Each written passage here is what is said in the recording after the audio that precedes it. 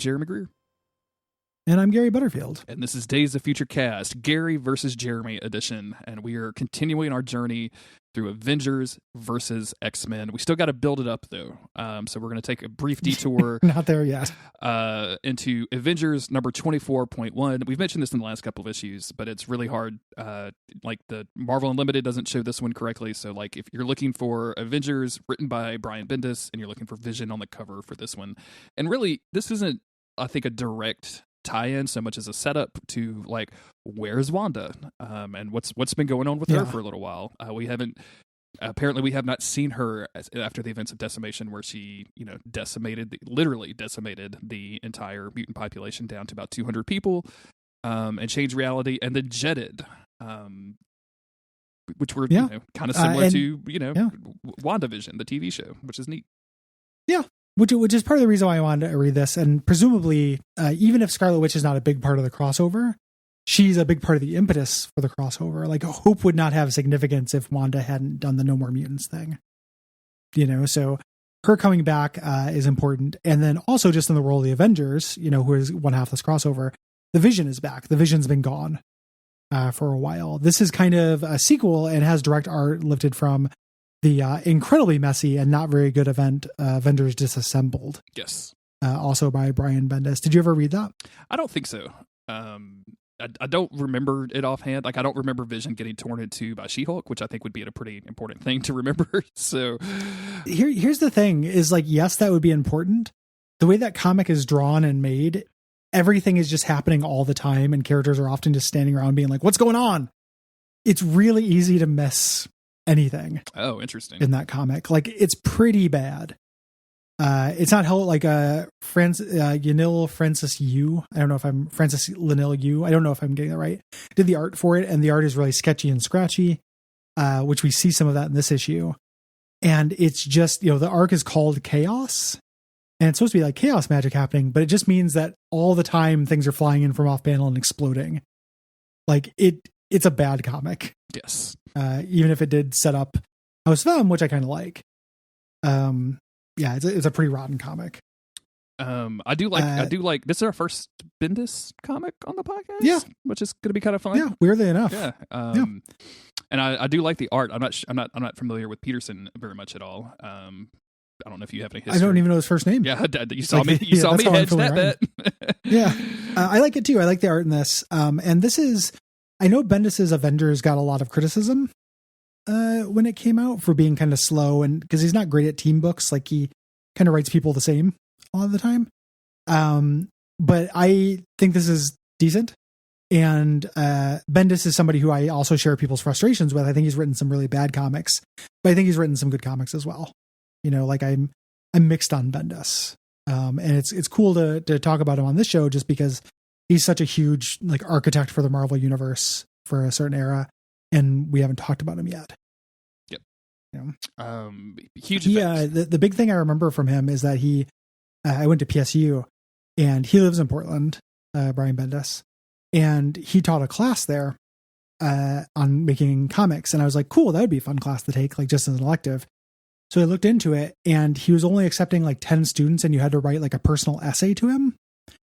And I was like, man, I fucking read all the stuff you did with like Zorn 2 and all that stuff. Like, I can't grovel to you. Like, you have written some absolutely atrocious fucking comics. Like, I can't do it. I could not kneel, could not kiss the ring. Could not do it to get into that class. Yeah. I could not do it. I was a big Powers fan when that was coming out. Oh, Powers is great. And I don't know if you remember this, but sometime after Sony released the PS4, they like got really hard in releasing like exclusive video content. So like they did a Powers TV show that was only available on like a fucking PlayStation. Yeah. And I watched all of that TV show because it had, I can't remember the name of the comedian that was in it, but it had like really good casting that I was super into. And hey, it's Powers, the TV show, but it was not good, Gary. It was not a good TV show. Yeah, I was going to ask how it was because I didn't remember hearing anything about that show. Because it didn't come out anywhere. Like I don't even know if it's streaming right now. Like, because someone's going to boot up a fucking PlayStation 4 to log into Sony Video or whatever the fuck it was. It's vaporware. Yeah. Like it's only available on the N-Gage Plus, the equivalent of, so let's, we'll get into it. We start off, we have this cover with Vision reaching through a wall. He's super pissed. Mm-hmm. Cool looking cover. I like the Vision. And we get our little lineup, which is nice, of who the Avengers are, because I don't know. And they include somebody called the Protector, and Storm is in there. Yeah. Which, who knows? The Protector doesn't show up in this issue, so we don't have to learn about the Protector, which is cool. Also, Quake, which, if I'm correct, is a character that came from Agents of S.H.I.E.L.D., like that they developed over. So she came from Secret Avengers, I think, and then was ported into Agents of S.H.I.E.L.D., and then got renewed goodness from this. Okay. I think she was a Secret Avenger. From the first, I could be wrong about that though. I was just curious if they actually, if they developed her in the TV show and then just pulled her into the comics, or vice versa. That's why I was curious. Yeah, I could be wrong about that. I thought I remember reading her in the comics, been in like kind of my second wave of comics, mm-hmm. which would have been before Agents of S.H.I.E.L.D. But again, I could be wrong. Okay. We start off with a flashback, just literally the scenes from Avengers Disassembled, where She-Hulk rips the Vision in half. For context, the Vision shows up, pukes out a bunch of little bombs, like little Ultrons, mm-hmm. And then the Ultrons blow up the mansion. Yeah. And Jack of Hearts, who was an Avenger, just blew up. This is before Hawkeye dies. Hawkeye dies in this crossover for a little bit as well. But this is She-Hulk losing her mind, being like, why are we protecting the Vision? It's just a fucking robot. It just tried to kill us, and she hulks out and rips the Vision in half. Yeah, pretty cool looking too. Like the art on that looks amazing. Yeah, it's really, really cool. Yeah, she pissed. And then we jump to now with Vision in Tony Stark's laboratory, where he has healed himself essentially. So he is working on, he's been out of it for a while, working to bring himself back into a whole Vision, and it happened. And Tony Stark is basically like reluctantly explaining all of this crazy shit that has happened to Vision, which is always fun. Like I like that we get to see some of this conversation, because too often it's like, oh yeah, let me fill you in, and then like 7 hours later, like I'll really want to see how people tell these stories, because they're so fucking bonkers. Yeah. Well, this whole issue is about people breaking the news to Vision, like, mm-hmm. hey, you don't have a memory of this, but your wife was the one who killed you ultimately. Like I really like his posture, like him sitting on the edge of the examination table, just kind of trying to get the information. Like, there's a lot of people dancing around subjects in this. Yes. Vision's smart enough to know, like, oh, She-Hulk had fallen, she hulked out. And, Tony Stark's like, no, it wasn't that. Like, it wasn't just that she lost control. It wasn't even her. It was Wanda, it was your wife. And he kind of explains the lead up to House of M and, Avengers Disassembled. Her losing control of her powers, her taking down the Avengers, which is happening, her doing the No More Mutants thing, and he's just to get back at her father, and Vision is pissed, like, hey, is she okay? Is she still alive? Like, I need to know more. And he's like, yeah, we don't know where she's at. Yeah. She wiped away a population, disappeared. This was so 5 years ago. You missed a lot of this shit, buddy. And I like the fact that, like, Tony's struggling. Like, we don't even know what to do. Like, we're going to arrest her or, like, kill her? Like, she wiped away a fucking population. Like, we have no idea what to do in this. We're not, we have no previous, we don't have any capacity to handle this whatsoever. Yeah. Do you remember Mockingbird? She came back. Sure. Like, a lot of shit has happened, my dude. It's been a busy few years. Yeah, she was a Skrull. It was a whole thing. We go to the She-Hulk doing a youth health conference thing. Do you remember those like presidential fitness challenges and shit? Oh yeah, dude, I hated it. Do you remember this? Mm-hmm. It's so funny. Like, oh, Bill Clinton is challenging me to do this push-up. Like that man. This is very, very funny as an idea. But she's lifting buses. Yes. Here. And kids are very excited, and she's, doing the standard, like, you may not be able to get as big and strong as me, and that's when she sees the Vision floating in the sky, and they go to meet up on a rooftop somewhere of what looks like a stadium that I probably would recognize if I'd been to New York more than like 6 times. And so, and she knows this is no good. Like, oh yeah, I ripped that guy in half. Like he's probably pissed. She shows up and she's like, if you're here to even the score, like I understand, like I'm not going to fight back. I think about the night where I ripped you in half a lot, and it freaks me out. I'm not happy about it. I'm just happy you're okay. If you want to punch me, just beat the shit out of me. Yeah. Hopefully you're okay. And he's really honest about it. He's like, I have a way to go. I have a lot of work to do. I don't hold a grudge against you. She says, really, it looks like you're holding a grudge, and it's just his resting B face. Yeah. He's like, no, I do not. It's just my demeanor as it always is. I'm sure they call it his resting V face, right? Like that'd be the best. Yeah, that's right. Yeah, it's like he's got in the whole universe they call it that. Exactly. Everyone's got everyone's got resting V face. Vision face. This conversation I think exhibits something that I really like about Bendis, which is he has the talent of like getting to these emotional cores of these arguments between characters that are simply ridiculous. Like there's She-Hulk was basically a joke, right? Like I mean it's a joke that has been taken seriously, and like Vision his backstory is impossible. But here they are having this extremely emotional conversation with each other about like some real shit, and she's talking like, "This haunts me." Like tearing you in half haunts me. Like, and that's something I've always been attracted to in his writing. Of like, oh, like he can get to an emotional heart of these people in some ways that Jeff Loeb can't really pull off sometimes. He takes it seriously, you know, and he's interested in the human side of these people for better and for worse. Like here it's really for better, for worse when it's like countless conversations of the Avengers around the breakfast table, just kind of doing quippy dialogue where any character could be any character, like they don't have individual voices. That's him trying to be like, treat them like real people. But when he does these smaller scenes, he's treating them like real people. I think he's really good. He basically says, he just needed to see her, check in, let her know that he's still alive. She quit the Avengers after she did this. Like she was so racked with guilt. And she says, I'm going to do something, even though I know you're going to hate it. And she gives him a big hug. Yeah. Just very, and she urges him, she says, like, don't take it out on her. Like it was her father. It was Magneto. That was her father. She never had a chance. Which is a good, argument. Like Magneto is a maniac, and having Magneto as your dad would really suck. Absolutely. But this puts him on the trail. He's like, oh, what about Magneto? Yeah.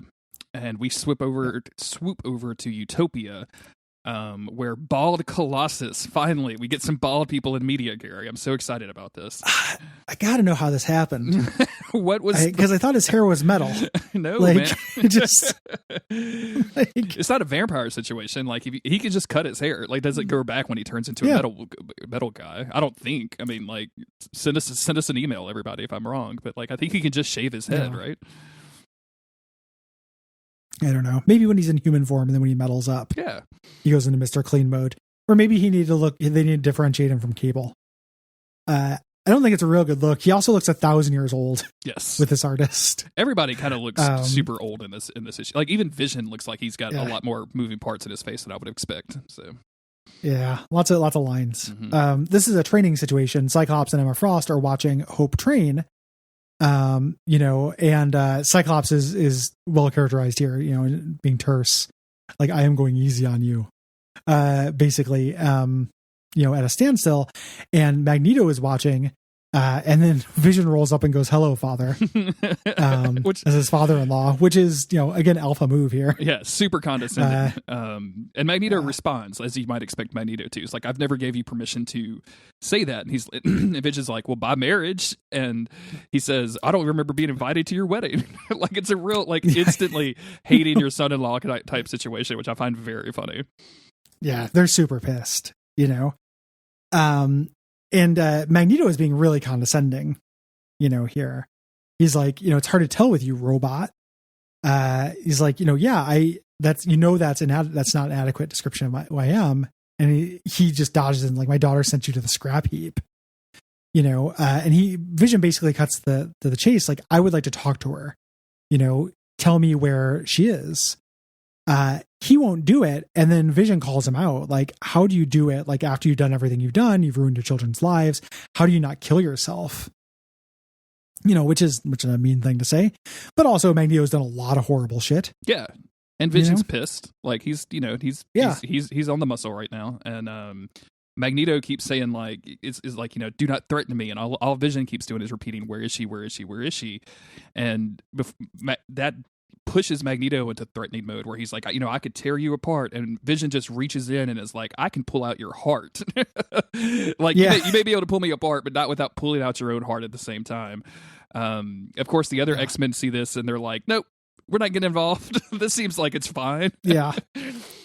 At first they're going to, but then they're just like, oh man, if you zap him right now, you're going to move Magneto's heart, which isn't good. It's got to stay in the same place. And eventually there was like, hey, this is family stuff. Yeah. Like, we have to let this go. Magneto's basically saying like, hey, she's a grown woman. She makes her own choices. I didn't make her do this. If you want to blame me, you can, but she's responsible the same way that you are right now. And also, if you do this, the humans are not going to forgive you. Like, you are not going to end up being one of them. You can't just come here and kill this high-ranking mutant. Yeah. In this sovereign nation here. And it looks for a second like he rips out Magneto's heart, but he just rips his hand out. Yeah, and kind of throws them, and that throws them both to the floor. And Magneto keeps going, and it's like, hey, like, I can rip you into basic elements, right? Like, I could control you like a puppet if I wanted to, but I'm not going to do it because I respect my daughter. And this is when Colossus is like, hey, we should put a stop to this, and Emma Frost is like, it's family stuff, like, just chill. I like Hope's little quip of, I thought my family stuff was weird, which, I mean, it is, girl. Don't get it twisted. Yeah. That Vision miniseries, when they have the Thanksgiving issue. Yeah. Where it's like, Wonder Man, Vision, Machine Man, Bova, Wanda. Like, it is a really complicated family. It's fucking wild. Never whatever there's a Bova about. Yeah. Oh man, Bova's all over. I love that they had that Bova brand milk in the WandaVision show. I know, man. Which, like, Bova is a cow woman. That means they're saying this milk came out of a humanoid. Yes. Like, it's just like, human cow hybrid milk. Yep. Which, was weird enough, and they didn't really, ding, CinemaSin, plot hole. They didn't explore the human hybrid milk. Just go back to that Days of Future Past episode where she shows up on the cartoon, and me and you, and Ultimate, astonishing. And in the cartoon as well. Yeah, and me and you went on a whole thing about making cheese out of it, I believe, if I remember the joke correctly. Yeah, Bova cheese. Yeah. Bova these nuts. There you go. The Magneto, I think, is kind of being a dick here. He's like, I'm going to spare you because you might be able to bring her happiness. But if you ever talk to me that way again, I'm going to, explode you as a robot. And it's like, I don't know, man. Like, he just came back after being destroyed, like ripped in half by somebody. Like, you got turned into Joseph, you got turned into a baby and everything. Like, I feel like Magneto might be a little bit more understanding. Yeah. About the emotional place that Vision is in. Not that they're going to be friends at all, but I don't know. He's real pissed. I would have probably because he touched a nerve. I would have liked to see like Magneto having some sympathy for this instead of going immediately to supervillain mode, right? Like to have that conversation of like, look, I know exactly where you've been. I was Zorn at one point, and then I wasn't. I'm still not sure. Yeah. Like, there's a lot of confusion. And there's two Zorns. It's fucked up. They're brothers. It's dumb. Inconsistent characterization is a big Magneto thing, and like it's consistent from like within the span of a year or two, but I don't really know what this Magneto is. Yeah, exactly. So maybe this makes sense with the Magneto we're dealing with here, but I don't know that one. He throws literally like magnetically throws Vision, like it looks like all the way to San Francisco. Which is back to New York, I guess. Back to the Bay. Also, I don't know why, but it like really bothers me, the idea that Vision could just go intangible, and then shouldn't that like prevent Magneto from being able to do anything to him? Like, I don't really like to get into the physics of this stuff because it doesn't. I don't care. But like, for whatever reason, like as I was reading this, I'm like, Vision should be able to wipe the floor with Magneto, surely. Yeah, well, I don't know whether your tangibility affects your magnetic field. Like I used to have a book like that I got as a gift when I was like 20 that was called The Science of the X-Men.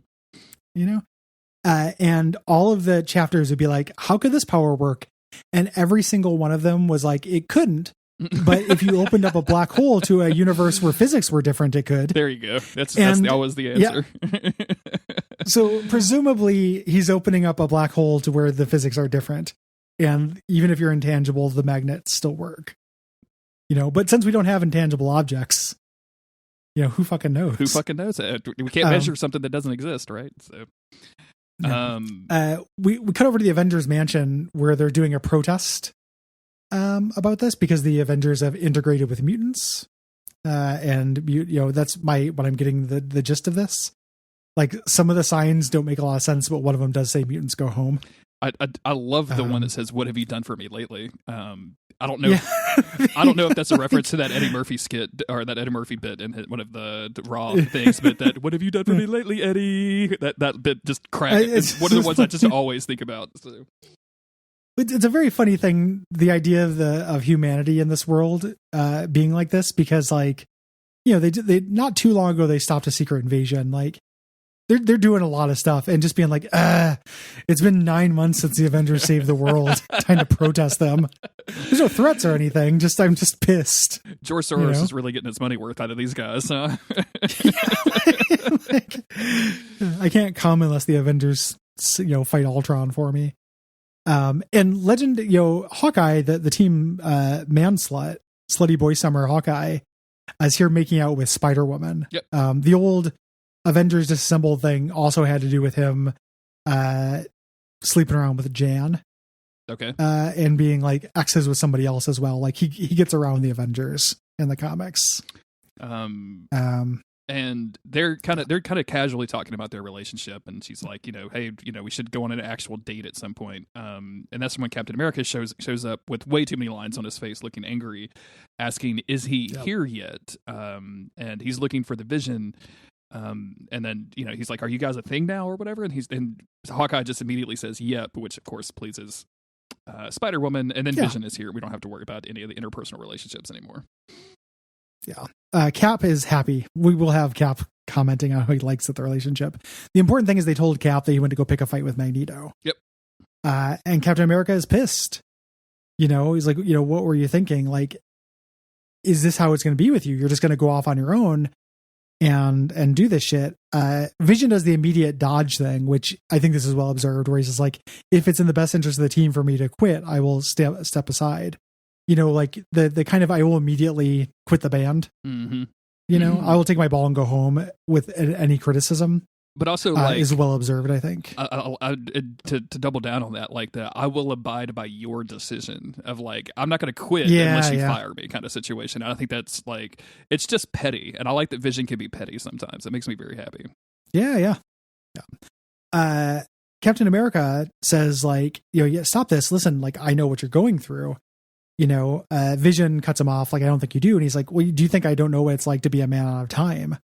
And the Vision hasn't been gone for that long in human years, but in MCU years, so much stuff has happened. Yeah. Hawkeye's got a new haircut. It's worse.